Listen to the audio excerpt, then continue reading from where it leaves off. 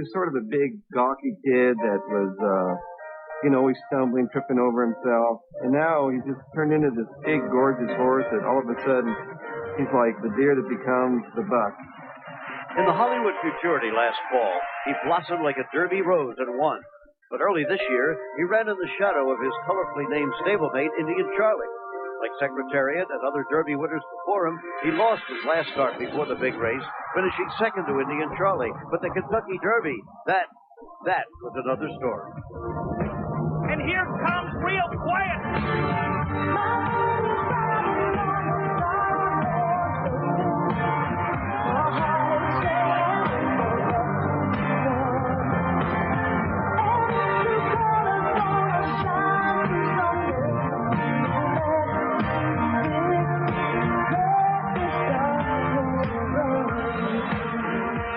A lot of people thought that the Derby was a fluke.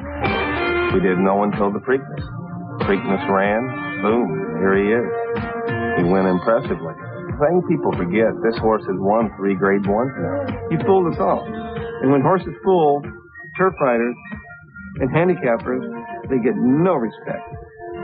And still, some refuse to honor this narrow-chested, knock-kneed, bargain basement marvel. Whom has he beaten, they ask?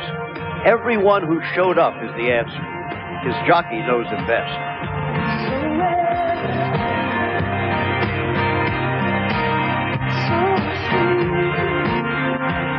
He's got a long, beautiful, effortless stride. I mean, he takes one stride and it feels like he went from California to New York. And he does it just fluidly. He just flows. That's what makes him. That's who Real Quiet is. Since that validating day in Baltimore 3 weeks ago, Real Quiet was taken back to the barn at Churchill Downs, flown to Louisville, and he was tired and basically relaxed for 8 days, then worked out twice at Churchill Downs and was flown here on Wednesday, and he's galloped around the track as we bring in Charles C. Canty. Charles C., a fairly unusual pattern exhibited by Bob Baffert with this horse over the last 3 weeks. What do you think? Well, Bob Baffert has a quarter horse racing background, and they tend to walk their horses a lot. Bob's very intuitive. He knew his horse was tired, but he knew he was fit, so he gave him some time. The bigger issue here is the fact that no horse has ever won the Triple Crown without having previously raced in New York, and I'll tell you why. The surface here at Belmont Park is largely composed of sand, and that makes it very different from Pimlico and Churchill Downs. It's deep, it's loose, it's cuppy, and it's tiring. And it's going to surprise a lot of these horses shipping in from out of town. Now, the home court advantage is more important here, Al, than anywhere else. Of the 13 Triple Crown hopefuls who were defeated in the Belmont, 10 of them were beaten by horses stabled right here at Belmont Park. Let's develop that further as we go live to Bob Baffert, the trainer, along with Leslie Visser. Leslie. Al, Bob Baffert has said that only bad luck can beat Real Quiet. He calls this the Viagra horse. Bob, what makes you so confident?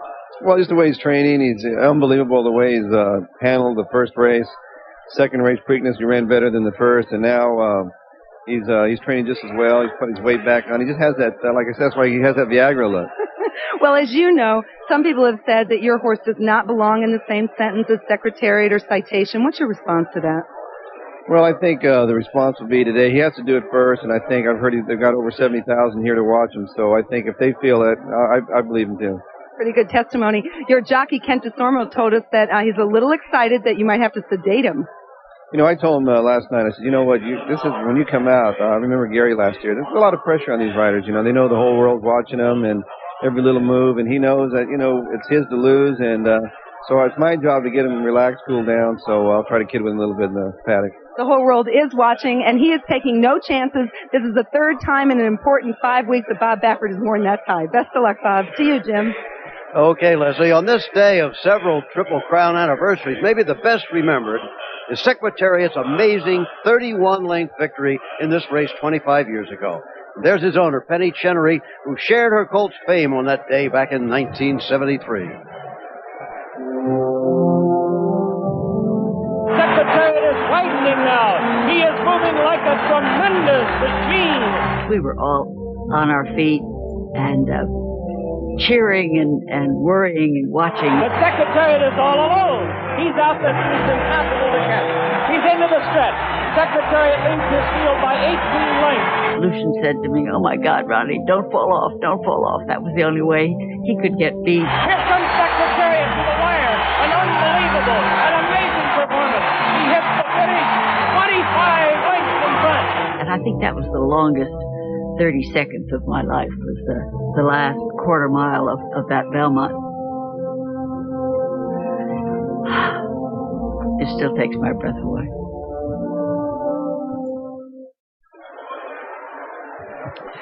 Aerial view of Manhattan. It's about a 40-minute drive away, I suppose, assuming there's not a lot of traffic. And as we come back to Belmont Park, you're looking into the stall of Victory Gallop, second in the Kentucky Derby after a very troubled trip, a most impressive performance, and followed that up with a second at the Preakness.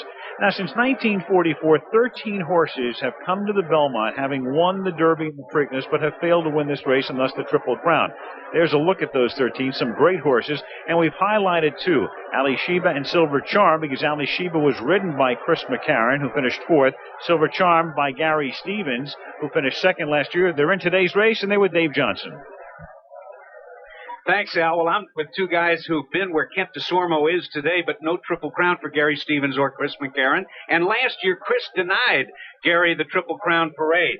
Let's take a look at it. Give us the why and the how from last year. Chris? Well, to begin with, last year, Touch Gold was a fresh horse going into the Belmont. He hadn't competed in the two prior, or well, he did run in the Preakness, but he only had a few starts prior to the Belmont, so he was a relatively fresh horse going into the race. Gary, why were you so far away from the rail? Well, I had Freehouse directly on the outside. I thought he was going to be my main challenger at that point, and being that far out off the rail, I thought I could bring any late challengers on the inside of me so my horse could see him. McCarron knew what I was thinking. He came on the outside. My horse didn't see him. I'm a loser. What about today? Thomas Joe. Thomas Joe's a horse that I'm impressed with watching his tapes. He's got, I know he's raising up quite a bit in class today, but he's got all those ones beside his name on his past performance line, and I love horses like that. Now, Gary rode Victory Gallop for the first time in the Preakness. Did you learn anything that you can use today?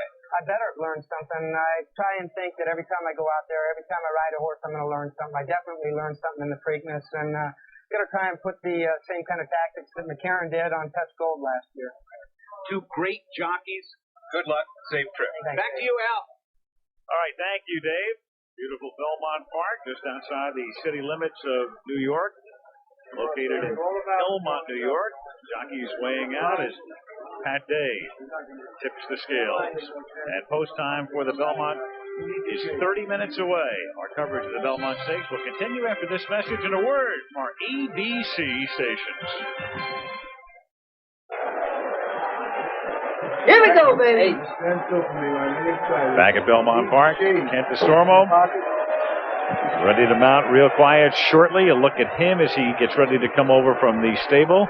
All of the horses carrying 126 pounds as they do in each of the Triple Crown races. And he is the huge favorite right now at odds of 4-5. In order of bettor's preference, here are the odds, and he has just dropped to 3-5. Has Real Quiet with Victory Gallop, the second choice at 5-1, and then Grand Slam getting some action at 7-1. Classic Cat, the Preakness third, 9-1. Raffy's Majesty, local routes, 13-1. Parade Ground at 19-1. Limit Out at 22-1. Thomas Joe, who's won 4 straight, 26-1. One of the Lucas horses, Yarrow Bray at 30. Cholito, the speed horse, 85. And Basic Trainee at least 99-1. Hanneman Highway and Hot Wells were scratched this morning. And I'm joined again by Charles C. Canty and by Dave Johnson. And Dave, none of these horses has ever gone 1.5 miles. And none are likely to ever go 1.5 miles. It's a very unusual race. How do you see it stacking up? Well, a couple things to look for. First of all, these 11 horses are really going to be strung out down the backstretch. And history tells us, for those with late speed, you better be a little closer than usual. They don't come from 10th or 11th to win the Belmont. 5th or 6th better be the place. Now, we have some early speed long shots. Cholito and Basic Trainee, whose only shot probably is to get there and try and stay in front. But legitimate pace prompters, Grand Slam, and Limit Out could take them on the front end the whole way. In terms of stalkers, well, let's put the 1-2 finishers in the Derby and the Preakness in that class. And really, the only horse who comes from the cloud is Raffy's Majesty. Now, earlier today, Al, a horse at 40-1 in a 1.5-mile dirt race got in front, stayed there, so it is possible to go wire to wire. Mm-hmm. Well, one of the horses who could go wire to wire, Chauncey, Dave said legitimate speed in the form of Grand Slam, and it's just amazing after what happened to him last November that he's in the race today. A top 2-year-old, he was accidentally cut down in his left hind leg in the Breeders' Cup Juvenile by another horse's hoof.